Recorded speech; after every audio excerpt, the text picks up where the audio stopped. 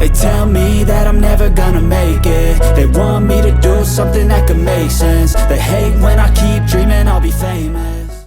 자, 이제 이번 순서는 스트레칭으로 순서를 좀 넘어가 보도록 하겠습니다. 뭐 컨디셔닝에서 제가 지난번에 폼롤러로 릴리즈하는 거 말씀드렸죠. 그래서 우리가 NASM이라는 기관에서 억제, 신장, 뭐 활성화, 통합 뭐 이렇게 4가지 단계로 나눠져 있다. 그래서 이게 뭐 교정 운동뿐만 아니라 선수들한테도 굉장히 이 다방면으로 널리 쓰이고 있는 이 트레이닝 기법 단계 중에 하나다. 일련의 과정 중에 하나다라고 말씀드렸던 적이 있습니다. 전편에서. 억제라고 했던 것들은 제가 뭐 폼롤러나 마사지 건이나 각종 소도구들을 이용해서 이 유착되어 있는 근막이나 과활성화되어 있는 애들의 이렇게 로드를 떨어뜨려 주는 것들을 하는 거죠. 그 다음에 이제 신장이라고 했습니다. 말 그대로 신장 늘린다는 거죠. 그래서 이 스트레칭이라고 했고 또 뭐 스트레치 영어로 스트레치라고 하죠. 그리고 여기다 ing 붙여가지고 스트레칭이라고 하는 거 아닙니까? 근데 이 신장이라고 하는 데에서 여기 억제 랭스닝이라고 많이들 얘기를 해요. 랭스닝.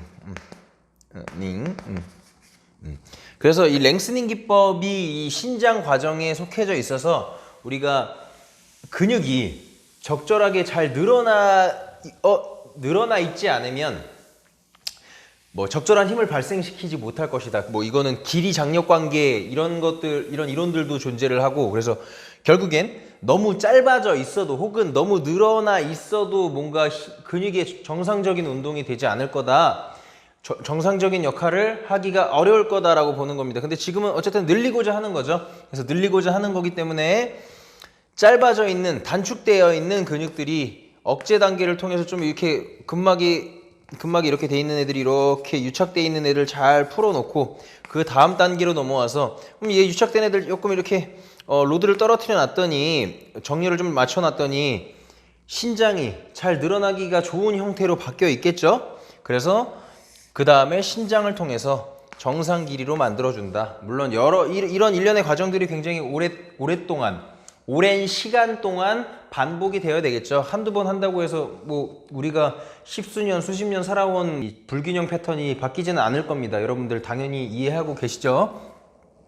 자, 그러면은 여기서 주의할 점이 뭐냐면 스트레칭, 랭스닝이라고 했습니다. 랭스닝, 늘린다 이런 표현이 되겠는데 주의할 점은 우리가 짧아져 있는 조직들만 랭스닝을 하는데 늘어져 있는 애들까지 랭스닝을 하면 어떻게 되겠습니까? 안 그래도 늘어져서 제 역할을 못하거나 아니면 너무 늘어나서 근활성도가 높아져 있는 애들도 있단 말이에요. 예를 들어서 뭐 상부 승모근이 저처럼 다운워드 로테이션 어깨가 떨어져 있는 체형인 분들은 상부 승모근이 늘어지고 약해져 있는 경우도 있습니다. 근데 그런 사람들한테 상부 승모근 스트레칭 하면 어떻게 될까요?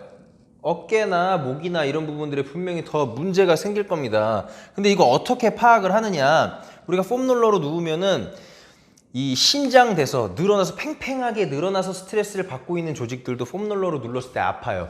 근데 그렇다고 해서 아팠으니까 스트레칭도 해야 되겠다 이렇게 생각하시면 안 됩니다.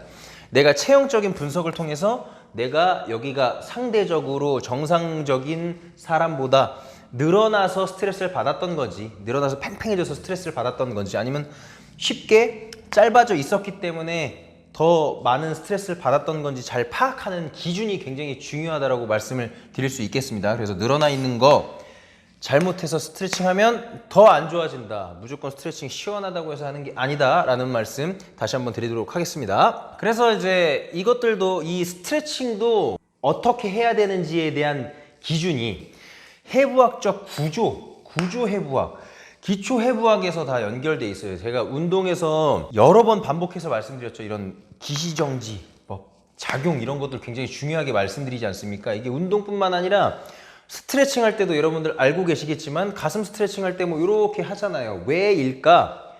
가슴 스트레칭 할 때 이렇게 상완골 내전하면 수평 내전하면 단축되는데 이렇게 하면은 늘어나게 되겠죠.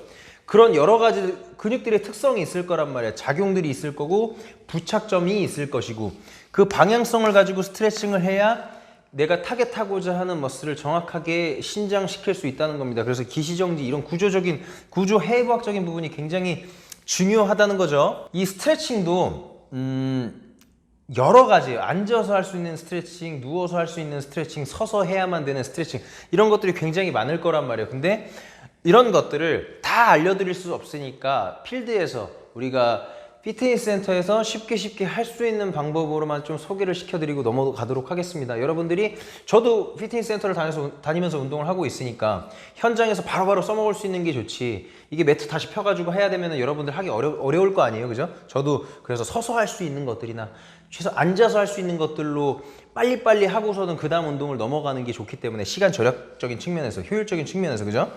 그래서 쉬운 것들로만, 빠르게 현장에서 할 수 있는 것들로만 소개를 시켜드리도록 하겠습니다. 예, 이번 편도 마찬가지예요.